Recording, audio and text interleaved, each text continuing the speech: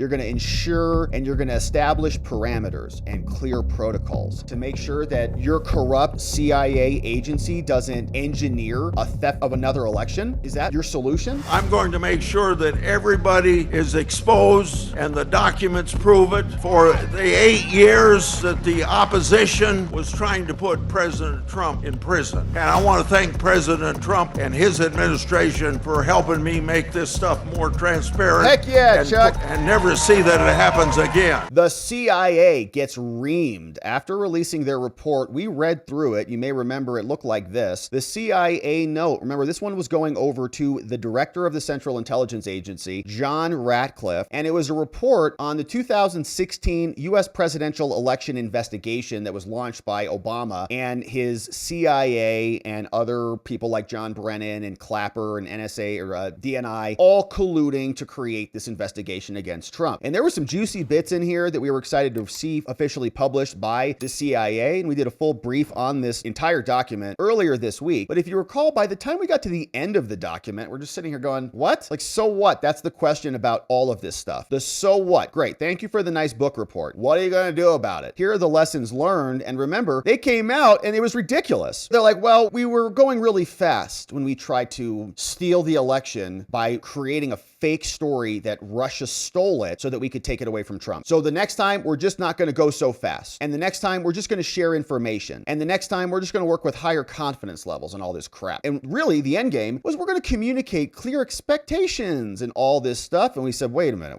So you're not going to do anything at all. So no one's getting fired. There's no criminal prosecutions. You're just going to communicate. You're going to ensure and you're going to establish parameters and clear protocols to make sure that your corrupt CIA agency doesn't engineer a theft of another election. Is that your solution? So Congress came back and was very unhappy about it, rightfully so. This guy, Representative Rick Crawford, shout out. He represents Arkansas, and he sent this scathing letter over to Trump directly. He said, the CIA and their self-review of their 2016 intelligence community assessment on Russian election interference falls far short of the full truth. It is abysmal that the CIA would put out a memo with half-truths, inaccuracies, and blatant omissions about the full extent of the Russia hoax and the deep state's role. And even worse, they released this report while holding the Intel Committee's report on the same issue hostage for 7 years, right? This guy's blowing the whistle on this. Thanks to the swift response and intervention from Trump and the White House after receiving my letter, our investigative document on the Russia hoax has been handed over by the CIA and is back in the committee's custody, okay? So there should be more on this coming out. So this is wild because this guy, Crawford, is just scolding the CIA. And in this letter, he says, they stole our report on this and now they got that report back. Here's what he wrote. This is to Trump on July 2nd. Dear Mr. President, today, the CIA released an internal tradecraft review that we read at length here called the Tradecraft Review of the 2016 Intelligence Community Assessment. Now, Mr. President, I write to report to you that this review fails to disclose critical information, offers misleading judgments, and protects the deep state. Mr. President, CIA has in its possession a House Permanent Select Committee on Intelligence staff report that exposes the truth about the politically driven Obama-era assessment that Putin and the Russian government developed a clear preference for President-elect Trump. The report was produced during the 116th Congress under the leadership of Devin Nunes, despite extraordinary restrictions imposed by the CIA. Now, among those restrictions are a prohibition on transporting the final document to our secure spaces on Capitol Hill, okay? So like you can write this report, we'll give you some materials to write this report, but the document cannot leave the CIA building. As a result, very few people have been able to review it. Now, this congressman says, once I assumed the chairmanship of the House Permanent Select Committee on Intelligence, one of my first priorities was to get this staff report transferred back to us. It is a congressional document related to a congressional investigation. It documents efforts within the CIA to manufacture the Trump-Russia collusion narrative, and it must not be locked away indefinitely. And to that end, and following extensive discussions with the CIA, I wrote a letter to Director Ratcliffe seeking the immediate transfer of the congressional document back to our committee. My letter was transmitted, Mr. President, on March 6th, and despite repeated engagements, we still do not have our report from John Ratcliffe. And so he continued, as previously noted, earlier today, the CIA publicly released a tradecraft review explaining the role of the intelligence community in shaping the Russian collusion hoax narrative. While I am pleased to see the CIA take the first step, we were pleased about that too, of acknowledging the political abuse and tradecraft problems within the 2016 report, I am disappointed that the agency was permitted to whitewash the full extent of their problems. Our analytic tradecraft concerns are not limited to a single aspect of the 2016 ICA, and they limited it to kind of that analysis about whether Putin had an aspiration or a perspiration for Trump. Our analytic tradecraft concerns are not limited to that and include matters under current investigation like the CIA's work on anomalous health incidents and COVID. So it's a much broader thing. Now, Mr. President, given the differences between the CIA's self-assessment and our report, Mr. President Trump, I urge you to read our report. Don't read this CIA garbage, okay? Read ours. In my view, public interest declassification is merited, as I have discussed and supported with CIA leadership. However, any decision on declassification should not impede the delivery of this congressional report to our committee as soon as possible. I ask for your help in achieving this outcome. If I can be of any assistance, please let me know. Sincerely, Rick Crawford. And man, it sounds like Trump delivered on that. So from Crawford, he said, actually, thanks to the swift response and the intervention from Trump and the White House, they got it done. That document has been handed back over. And man, I hope we see what is inside. I hope Trump declassifies that because there should be some juicy stuff in there. Now, Chuck Grassley was out yesterday explaining, as we were embarking on the year-long celebration of America's 250th anniversary leading up to next year, we've got Grassley, who was out in Iowa, explaining our work is not done, and we are going to get to the bottom of this deep state corruption soon enough. But I'm going to make sure, as chairman of this committee, by listening to whistleblowers, getting documents that are been kept from Congress of the United States, I'm going to make sure that everybody is exposed and the documents prove it. For the 8 years that the opposition was trying to put President Trump in prison. Yep, and throw him off the ballot too, Chuck. What we're doing, whether we had Republican or Democrat administrations over my years in the United States Congress, this president and his appointees to the Department of Justice and the FBI has given us the first real cooperation that we should have had under both Republican and Democrat presidents before, but it was just obfuscate and cover up and not let the truth out because it's going to be embarrassing. So we're getting some whistleblowers their jobs back. We are releasing documents because I want everybody who had anything to do since President Trump went down that golden elevator in 2015 have been trying to get him out of the presidency, or when he was out of the presidency, getting into prison. We don't have to put up with that in America. President Trump hasn't put it in America. And I want to thank President Trump and his administration for helping me make this stuff more transparent. Heck yeah, Chuck. And never see that it happens again. Thank you. Whoa! Man, we love Chuck Grassley here. All right, that was a burner from Chuck. And you see that fist pounding and all the things, man. That was a great speech. So we support him, and we're happy that he's going to continue on this train with getting the documents and releasing them so that we can have some accountability on it.